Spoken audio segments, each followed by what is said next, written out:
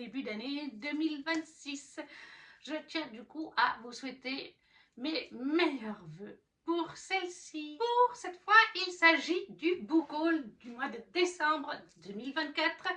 Moi qui n'avais plus qu'une année de retard, là on est le 4 janvier.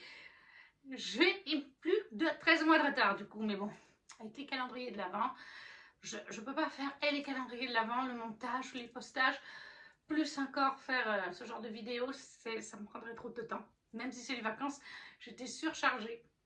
Et on va tout de suite commencer puisqu'il y a 17 livres dans ce book haul du mois de décembre 2024. On commence avec un swap. J'ai fait un swap avec Anne-Sophie, dont vous avez l'ouverture en vidéo, et elle m'a offert du coup un Highlander sous le sapin de Anna Scott. J'ai lu en format poche. C'est d'ailleurs ma lecture en cours. Je suis bientôt à 50%. Welcome to Scotland. Lorsque sa famille lui offre le voyage de ses rêves dans les Highlands pour Noël, Romy est bien décidée à oublier sa récente rupture et à profiter pleinement. À elle, les châteaux, les lochs et les paysages sauvages. Mais elle ne s'attendait pas à rencontrer un véritable Highlander dès son arrivée. Même si elle sait que la réalité ne ressemble pas à une série télé, Romy se laisse peu à peu charmer par Archie. Au diable la prudence, après tout, c'est peut-être ainsi qu'elle vivra le plus féerique des Noëls. Et donc ça, c'est du Anna Scott, un Highlander sous le sapin, chez J'ai lu au format poche. Anne-Sophie m'a aussi offert comme une comédie romantique de Rachel Winters chez Hauteville, Haute Plage, comme c'est marqué entre guillemets. Et si ça arrivait aussi dans la vraie vie. Evie Summers a un boulot de rêve. Elle travaille dans une agence spécialisée dans la conception de scénarios. Seulement voilà, si elle n'arrive pas à convaincre Ezra Chester d'achever son scénario de comédie romantique, elle risque de perdre son emploi. Seul hic, Erza ne se remettra au travail qu'à une condition. Evie doit lui prouver que les comédies romantiques ne sont pas une arnaque et qu'on peut tomber amoureux dans la vraie vie. La jeune femme va rencontrer Erza comme Harry rencontre Sally et comme Hugh Grant rencontre Julia Roberts, donc chez Hauteville de Rachel Winters, comme une comédie romantique. Je ne m'attarde pas forcément sur plus en détail parce qu'il y en a beaucoup. Le troisième et dernier livre, oui, c'est cela pour Anne-Sophie, c'était Pas de Noël sans mon chat de Stéphanie Pellerin, chez Hauteville, là aussi, décidément, tu nous as sponsorisé Hauteville, Anne-Sophie. Je l'aime, mon humaine, mais elle n'est pas très raisonnable, alors qu'elle pourrait faire comme moi, dormir et ronronner à longueur de journée, ou presque. Quand personne n'est là, je m'en donne à cœur joie dans ma vie de chatonne. J'escalade, je donne des petits coups de patte pour faire tomber des choses. Elle n'a qu'à ranger ses affaires, après tout. Ça, c'est... Et en dessous, on nous dit, y a-t-il un chaton pour sauver Noël? C'est la petite phrase d'accroche en haut avec en bas. Au milieu, il y a tout le résumé, voilà. Sur Agathe, sur la vie d'Agathe et tout ça. Mais je trouve que ça suffit largement à décrire l'ambiance. On est sur une comédie romantique de Noël. Tout ce qui est le plus classique avec un petit chat. Pas de Noël sans mon chat de Stéphanie Pellerin chez Hauteville. Donc ça, c'était les 3 livres que j'ai reçus en swap d'Anne-Sophie. Et j'en ai reçu 4 de ma swappeuse qui était Dorothée, si je me rappelle bien, sur le groupe littéraire. Le premier est La cerise sur le gâteau de Alison Kent, chez, je ne sais pas, édition Pochette. Je crois que ça vient du Canada. Alors honnêtement, celui-là n'était pas sur ma wishlist. Voilà, je crois qu'elle l'a pris autant pour moi que pour mamie. D'où le fait qu'il n'est pas sur ma wishlist. Et Pochette, je crois que c'est un livre canadien. Site de rencontre, trouve-moi quelqu'un.com. Michel Snow ne s'imagine pas trouver l'amour par l'intermédiaire d'un site internet de rencontre. Mais quand les 30 ans lui tombent dessus, Michel décide qu'elle n'a rien à perdre, puisqu'elle n'a ramené personne à la maison en 10 ans. Professionnellement, elle est épuisée. En outre, son ascension s'est faite aux dépens de ses doux rêves. Posséder une pâtisserie de cupcakes. Todd Bracken, dans la jeune trentaine, consultant prospère en technologie, n'est pas exactement du genre à bêtifoler après avoir été en dehors du marché et s'être consacré à ses 2 passions, les arts martiaux et les rénovations pour se créer un nid douillet. Seulement, comme personne ne vient chez lui, il décide d'essayer Match.com. Todd n'est pas certain que le site de rencontre soit son truc. Jusqu'à ce qu'un message arrive à l'aurore au cours de la fin de semaine. J'aime ton sourire. Todd aime beaucoup la silhouette qui entre dans le bistrot français à Washington DC. Voilà, il y a encore 2 parties du résumé, mais je pense qu'on a les bases. Je pense qu'ils se rencontrent grâce à un site de rencontre, voilà. Elle veut certainement faire son atelier de cupcakes, j'imagine, pendant le truc. Voilà. Il a l'air sympatoche. Je ne sais pas si mamie a déjà lu d'ailleurs. Moi, je ne l'ai pas encore lu par contre. Donc, la cerise sur le gâteau d'Alison Kent. Et je pense que c'est chez Édition Pochette, qui est peut-être, comme je vous dis, canadien. Parce que ça ne me parlait pas outre mesure. Oui, Canada, Édition Pocket, Canada. Vous voyez, je me rappelais. Je l'ai reçu il y a une année, mais je me rappelais. Elle m'a pris ensuite, toujours pas dans ma wishlist, mais c'est dans mon thème, Cendrillon et moi, la belle-mère parle enfin de Danielle Teller chez Pocket. Parce que, si vous le savez, je suis collectionneuse Disney. Je ne vous fais pas assez de vidéos de collection Disney. J'en ai une qui était prête pourtant. Il me manque juste 2-3 infos, mais il faudrait le temps de la tourner, de faire des plans. C'est sur les Grangester Studios. Et du coup, je ne l'ai pas fait. Mais je vous fais parfois des vidéos livres Disney. Faudrait que je vous en refasse une prochainement. On nous dit, c'est la marâtre la plus détestée de l'histoire. Celle dont on parle pour faire peur aux enfants désobéissants. Mais qui sait que la belle-mère de Cendrillon s'appelle en réalité Agnès, qu'elle a passé sa jeunesse à trimer comme bonne à tout faire, qu'elle a dû se battre comme une lionne pour accéder à un monde qui n'était pas le sien, que son époux était alcoolique et que sa belle-fille, petite princesse en peu temps si délicat, est en réalité fort capricieuse. Agnès n'en peut plus de ces sornettes autour des pantoufles, des princes charmants et des citrouilles. Elle est bien décidée à rétablir la vérité, quitte à égratigner quelque peu la version officielle. Voilà, donc de Danielle Teller, Cendrillon et moi, la belle-mère parle enfin, chez Pocket. Toujours de la part de Dorothée, elle m'a pris Bloom Into You, qui est dans ma wishlist. C'est un manga de Nico Nakatani, chez Kana, je ne sais pas. Alors oui, il est dans ma wishlist, c'est vrai que je voulais m'essayer au manga, donc je le lirai. J'ai essayé depuis le manga de façon virtuelle, en e-book, et pour l'instant ça ne m'a pas plu. Le côté noir et blanc ne me plaît pas chez le manga, je préfère le webtoon. Mais bon, ça elle ne pouvait pas le savoir, c'était dans ma wishlist, parce que je crois que c'est un FF, et j'avais mis du FF. Je t'aime, mais ça ne te regarde pas. Nouvelle élève de première année au lycée Tomi Higashi, n'est jamais tombée amoureuse. Un jour, elle aperçoit Toko Nanami, membre du conseil des élèves, en train de rejeter un garçon lui déclarant sa flamme. Yu pense avoir enfin trouvé quelqu'un comme elle, quelqu'un qui n'a jamais connu l'amour et qu'aucune déclaration n'a jamais ému. Mais elle va vite déchanter lorsque cette dernière lui adresse quelques mots. « Je crois que je pourrais t'aimer, toi. » Donc, Bloom Into You de Nio Nakatani chez Kanan, le tome 1 d'un manga. Et le dernier livre qu'elle m'avait pris, qui était dans ma wishlist, c'est Les Mémoires de Zeus de Maurice Druon, de l'Académie française, chez Brajlon, parce que j'adore la mythologie grecque. Donc celui-là me fait pas mal envie. À ceux qui pensent que vivre pour un dieu est aisé, je dis détrompez-vous. Aux mortels qui croient que notre vie n'est que volupté et délices, je dis apprenez de votre erreur. Ayant échappé à l'infanticide, j'ai grandi seul, caché sur une île. Je suis devenu homme et guidé par ma grand-mère Gaïa, j'ai concocté un plan afin de renverser mon père, Chronos, maître de l'Olympe. Seul, j'ai appris la vie, l'amour, la mort et la colère.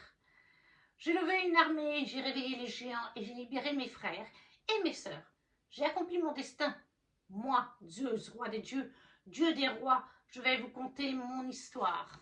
Voilà, donc ça m'intéresse quand même à voir les Mémoires de Zeus de Maurice Druon, chez Brajlon. C'était donc le deuxième swap que j'ai fait l'année passée, qui était avec Dorothée. Maintenant, on passe à mes achats, qui étaient nombreux là aussi. Alors, d'abord, je me suis pris un petit livre sur Vinted, je crois que c'était à la citadelle de mes lectures, Johanna. Starway to Heaven de Delinda Dane chez Hugo Format Poche. Il y a quelques années, Tristan était un autre homme, désabusé, indifférent au succès immense qu'il rencontrait en tant que tatoueur et curieux de toutes les addictions, drogue, alcool, femmes. Mais c'est justement une femme qui a bouleversé sa vie, enfin une version miniature. Brière rose, un mois, fruit d'une nuit furtive avec une inconnue, a été déposé un matin sur le pas de sa porte, abandonné par sa mère. Depuis, plus rien n'a jamais été pareil. Aujourd'hui, Tristan ne vit que pour sa fille.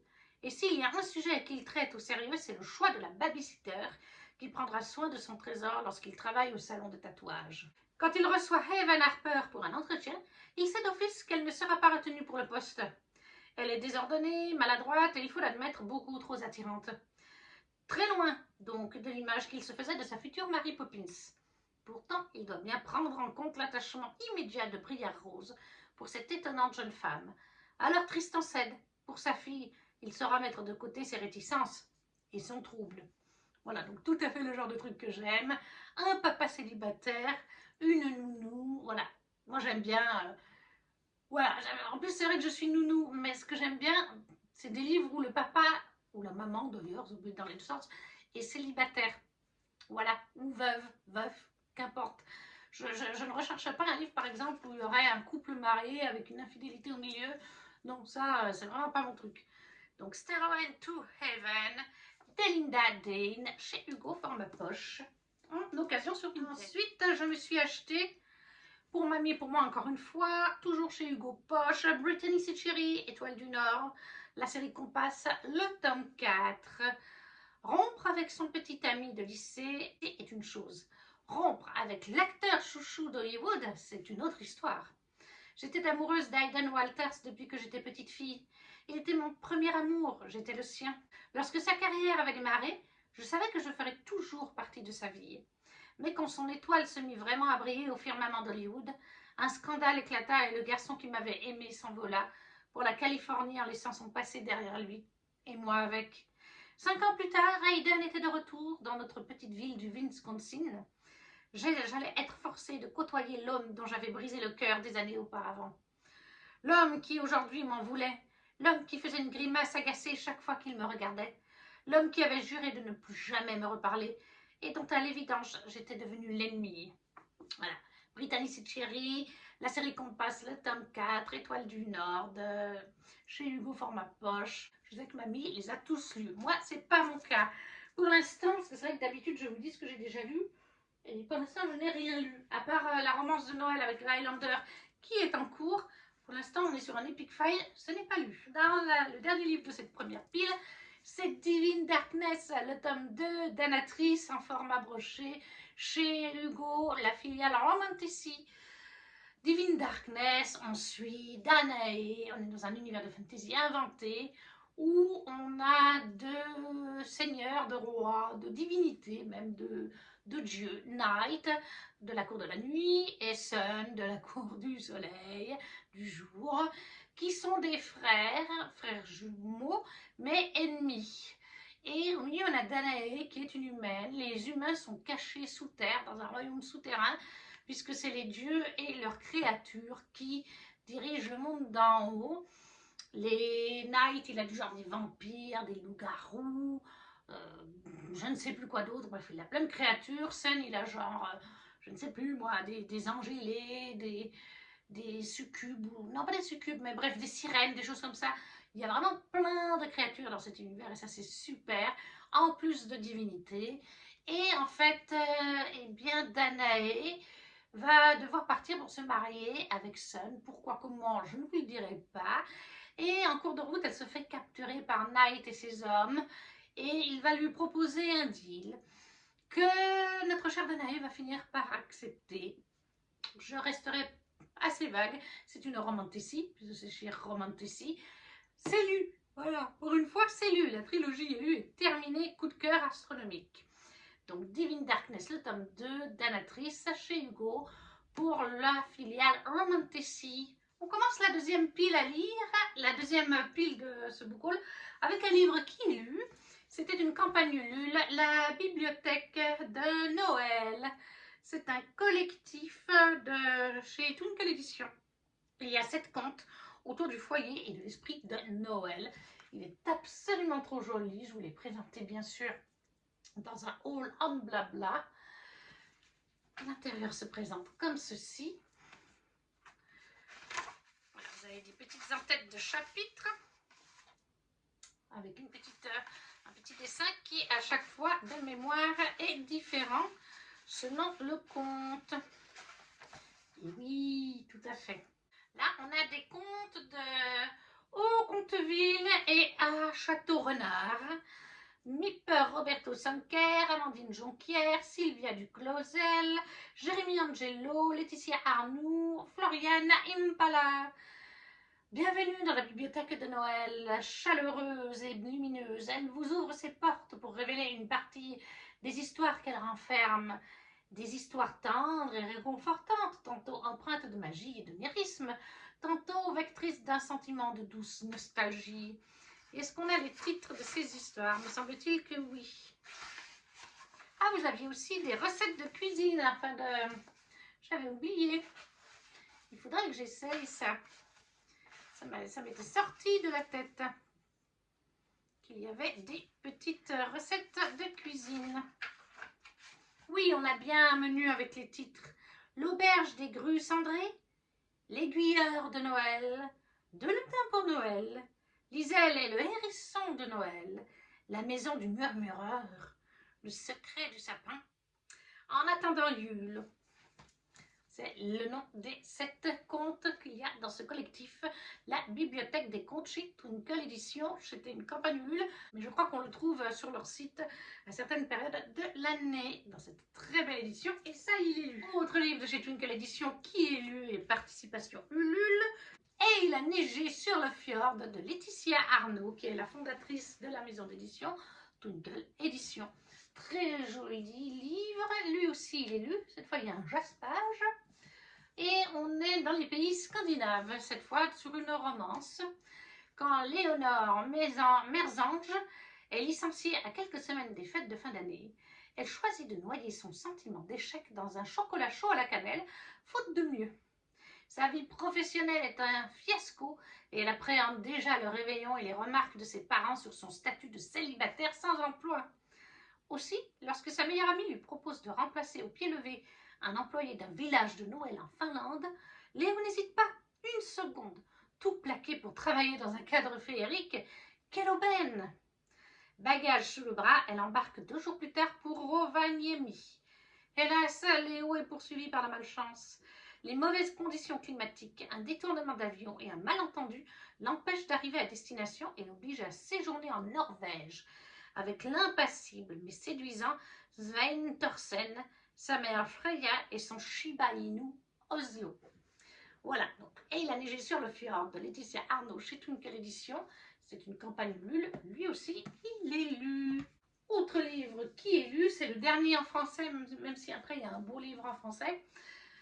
La puissance d'une reine de Chloé Sepulveda chez de Saxus, format relié, qui est la saga, je ne sais plus le nom de la saga. Les héritiers d'Ungardia, oui, tout simplement. Et sous la jaquette, il se présente comme ceci. Il est magnifique. Lui aussi, il est lu. On est dans une saga de fantasy complètement inventée qui a des vibes, je ne vais pas le cacher, à la Keleana. Dans ce tome 2, c'était déjà le cas dans le tome 1, mais alors dans ce tome 2, il y a vraiment des scènes très vibes Keleana. Donc si vous aimez Keleana, je pense que ça va vous plaire. On est avec une héroïne badass qui s'appelle Faith, qui est une humaine de mémoire qui aime combattre, qui est très douée au combat d'ailleurs. Elle vit à la base dans le tome 1 avec son meilleur ami, ils sont orphelins, poil de chat. Et elle va entendre, elle va faire des découvertes dans le tome 1, elle va découvrir une espèce de temple pour une déesse, elle va faire des découvertes liées au roi des Fae, parce qu'il y a un roi des Fae qui n'est pas très agréable d'ailleurs, loin de là, et elle va se lier d'amitié avec...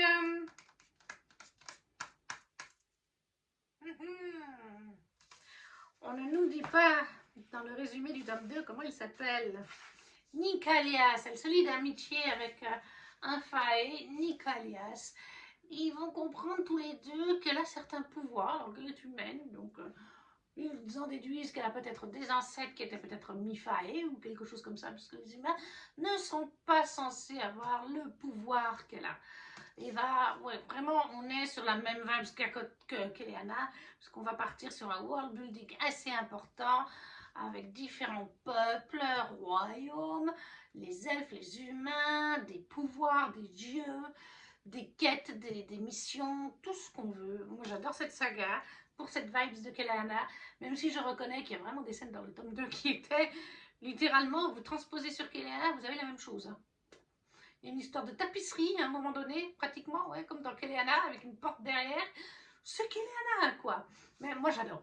Personnellement, j'adore. Donc, La puissance d'une reine, chez De Saxus, de Chloé Panderada. C'est le deuxième tome de la saga Les héritiers d'Ungardia. Je crois qu'il y a 5 ou 6 tomes au moins, que je me procure la suite.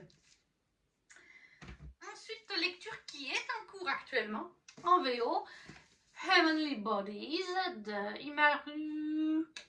Imani Eriu. Voilà, c'est l'édition donc Fairyloot qui est magnifique. Et ça, c'est paru en français sous le titre Heavenly Bodies. Je crois qu'ils ne l'ont pas traduit. Il me semble que c'est chez Roncière qu'il est sorti. C'est une LC qu'on fait en ce moment sur Instagram dans un groupe de LC. Je crois que tout le monde l'a fini sauf moi. Mais bon, moi je le lis en VO. Les filles avaient planifié 50 pages par jour à finir avant le 30 décembre. Sauf qu'en décembre, enfin voilà, pendant les vacances, moi j'ai eu le biscuit de Noël. D'autres choses à faire, plein de paquets cadeaux. Et donc en fait, j'ai pris pas mal de retard. Il y a des jours en décembre, là, sur fin décembre, où j'ai pas lu. Voilà, en plus, j'ai regardé des vidéos de jeux de société pour jouer à Ark Nova. J'ai même pas eu le temps au final. Mais voilà, donc dans ce livre, il y a un dessous qui est absolument trop beau. On est en fait, c'était la Romantici Book Only de chez Fairyloot, donc on est sur une Romantici. On suit en fait Elara. On est dans un univers de fantasy complètement inventé. D'ailleurs, on a une carte. Et oui, la carte est là. Et on suit Elara, qui est la princesse du royaume de Astéria. Voilà, Elara, elle vient du royaume Astéria. C'est la princesse d'Astéria. Elle est en fuite parce que ses parents ont été tués par une divinité. Et elle va se retrouver capturée par le roi de Hélios. Et elle va devoir former une alliance avec lui, même si c'est pas vraiment une alliance, hein, puisqu'elle a été capturée. Et c'est son fils, le prince, qui s'appelle, je ne sais plus comment maintenant, qui va la former. Enzo, voilà. Enzo. Et Enzo doit la former sur certaines choses, parce qu'ils ont chacun des pouvoirs magiques opposés l'un de l'autre. Elara, elle vient du royaume sombre, de nuit, des ombres. Enzo, c'est le prince du royaume de la lumière. Il utilise d'ailleurs la lumière comme pouvoir. Ça fait penser un petit peu à Night et Sun dans Divine Darkness, hein, d'ailleurs. Il y a des divinités et tout ça. Et voilà, du coup, ils forment cette alliance, même si au début, ça n'en est pas vraiment une. Et bien sûr, on s'imagine, il y a une romance entre le prince et la princesse. Mais en même temps, il y a une prophétie qui concerne Elara et un dieu, pas n'importe quel dieu, le roi des dieux, qui dit qu'ils vont tomber amoureux et que ça va tuer les royaumes, ça va tuer le dieu en question. Un truc dans le genre, en tout cas, ça va le conduire à sa perte. Donc bien sûr que vous vous imaginez bien, le but du dieu, c'est d'avoir Elara et de la capturer, de comprendre pourquoi cette petite humaine avec son pouvoir pourrait le tuer grâce à leur amour ou je ne sais pas quoi, alors qu'en même temps, elle se rapproche du prince, qu'elle ne comprend pas très bien du coup cette prophétie et qu'elle n'en avait pas connaissance jusqu'au jour même pratiquement du meurtre de ses parents. Elle l'a découvert très récemment. Pour l'instant, j'aime beaucoup, je suis à un peu plus de 60%. Donc, Heavenly Bodies de Imani Eriu, c'est l'édition Fairyloot, mais il existe en français et il me semble que c'est chez Roncière. Toujours une Fairyloot, cette fois c'est la Young Adult de descendre. A Language of Dragons de S.F. Williamson, là aussi paru en français. Je ne sais plus chez qui il est paru. Je dirais Big Bang. Brajlon, mais j'en suis pas sûre. Très belle édition que je préfère largement à la version française. Voilà. Même si l'édition française est très jolie aussi. Il n'y a pas. Voilà. La page de garde se présente comme ceci. La seconde seconde page de garde. Et dessous, il est magnifique aussi. Alors par contre, je pense que c'est le même illustrateur, d'après ce que je vois pour le design, je pense. Hein, c'est le même illustrateur que celui qui a fait la couverture d'origine. Surtout là, on s'en rend bien compte. La couverture aussi VF, je pense. Dans A Language of Dragon tome 1, on est dans notre monde, mais un monde alternatif. On est basé en Angleterre surtout. Dans ce monde, il y a des clans de dragons. Et lors d'une guerre dans les années 1900, si je me rappelle bien, c'est dans les années 1900, un peu comme la Première Guerre mondiale, si vous voulez. Il y a eu donc une guerre avec les dragons, et après ça, il y a eu un pacte qui a été fait avec certains dragons. À l'heure actuelle, en Angleterre, tout ça, les dragons et les humains ont chacun un gouvernement. Les dragons ont un gouvernement avec une reine draconique, un chef draconique en tout cas, et il y a cette alliance qui perdure. Les dragons peuvent faire ci et ça, les dragons pas dans cette histoire. Il y a des dragons, par exemple, il y en a un qui est dans une bibliothèque, etc. Mais il y a aussi les dragons sauvages, les dragons qui veulent encore faire la guerre, etc. Donc, on n'est pas loin d'une nouvelle guerre. Et notre héroïne qui s'appelle du coup, on est en 1923, c'est ce que je disais, Vivienne Feathers Wallows.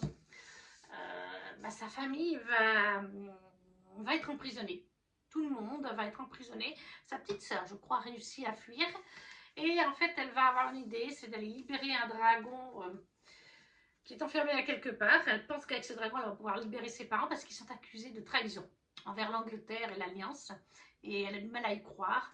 Mais cette jeune fille a beaucoup de capacités en langue et en langue draconique, etc.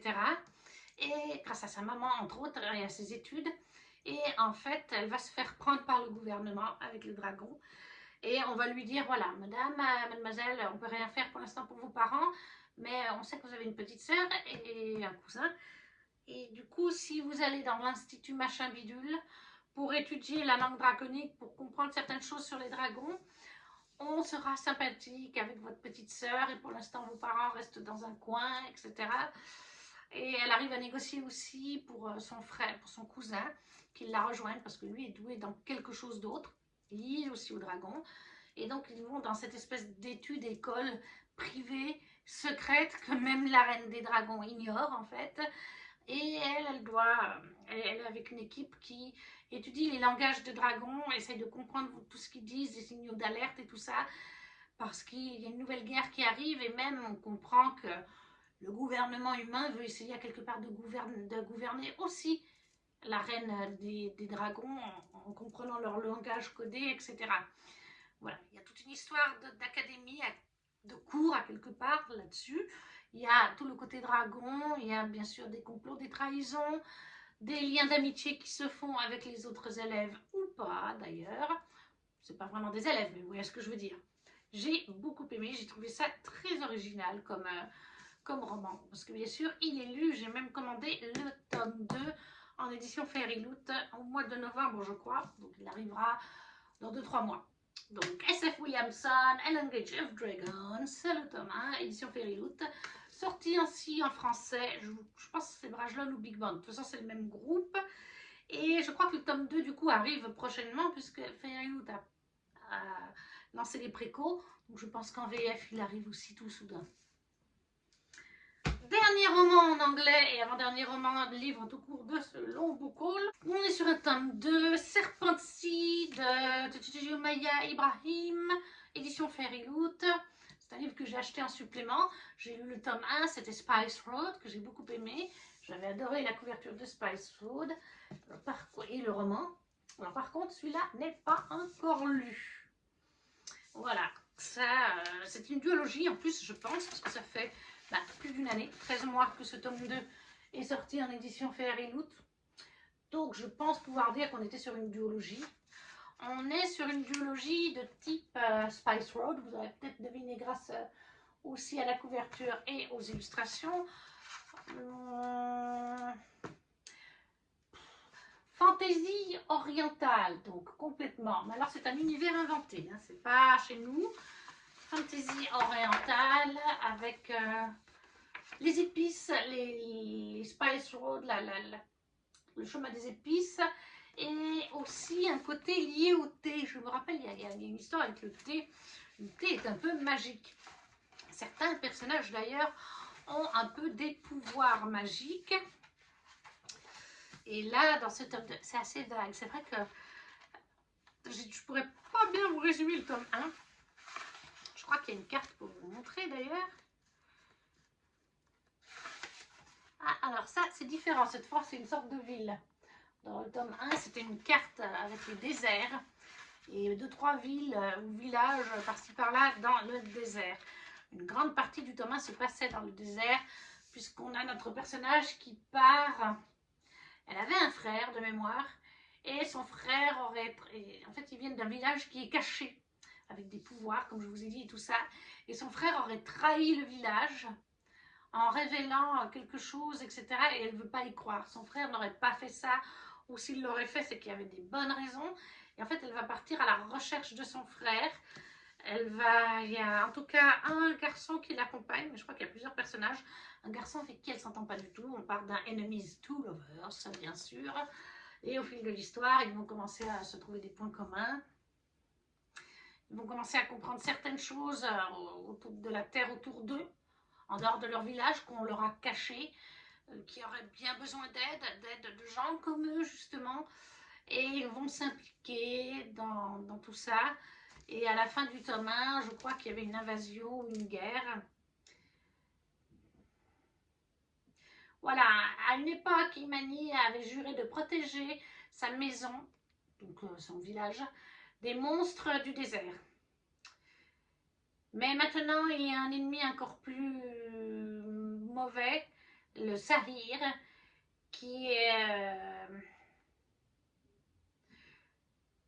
avec les Harrowlanders, je pense, qui marchent au sud avec leur magie volée. Et c'est une question de temps avant que l'invasion commence. Donc oui, c'est bien ça, c'est ce que je me rappelais. Il y a une invasion qui se prépare. Il y a des gens, les Harrowlanders, qui ont volé des pouvoirs. Et c'est en fait en ça que son frère voulait aider, parce qu'il savait que des choses se préparaient. Donc voilà, il faut que je conclue cette duologie.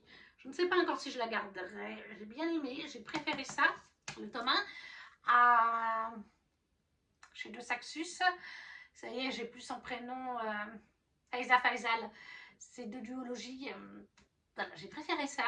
Mais est-ce que je les garderai? En plus, elles sont belles. La couverture du 1 est beaucoup...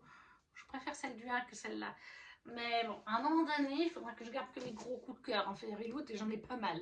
Mais voilà, Serpentia, Maya, Ibrahim, l'édition Fairy Loot, tome 2 d'une duologie qui n'est pas parue en français. Par contre, et je ne pense pas, vu que le tome 1 est sorti il y a plus de 2 ans et demi en arrière, je ne pense pas. Et le dernier livre de cette immense pile de livres qui se casse la bidette, c'est un beau livre au héron d'argent. Les contes des 1001 chats de Julia Andrews, Julia Richard, Aléa Lefebvre. Il y a aussi Vanessa Calico, je crois qu'elle a fait certaines choses. Comme d'habitude, un travail magnifique. Les illustrations sont de toute beauté. Je vais vous les pages de texte aussi. Je vais vous en trouver une. Voilà, par une double illustration de toute beauté. Voilà. Et en fait, on reprend en fait ici le concept des contes des 1001 nuits. Sauf que le héron d'argent a décidé de mettre à la place d'êtres humains des animaux. Moi, je trouve que ça change. Je trouve ça original, non déplaise à certaines personnes. Oui, parce qu'il y a eu une polémique autour de ce livre, d'une autrice, etc. Et du héron d'argent. Chacun son avis, mais moi, je trouve que c'est très bien d'avoir changé les contes des 1001 nuits en y mettant des chats. Et oui, j'aime les chats, je ne m'en cache pas. Donc voilà, je trouve tout aussi bien. Alors, je l'aurais quand même acheté si c'était des êtres humains. Mais le héron d'argent ont déjà beaucoup de livres avec des êtres humains dans leurs beaux livres. Alors pourquoi ne pas changer en mettant des chats, tout simplement? En plus, en Orient, en Égypte, tout ça, les chats sont ultra présents. Donc moi, je trouve ça très bien. Et lui aussi, il est lu, ça a été un énorme coup de cœur, c'est un de mes préférés du Héron d'argent. Donc, le conte des 1001 chats de Aléa Lefebvre, Julia Richard et Vanessa Calico. Je crois que Vanessa a fait en fait des petits textes, parce que vous avez le conte, et après vous avez des petits encarts à côté du conte ou en dessous du conte.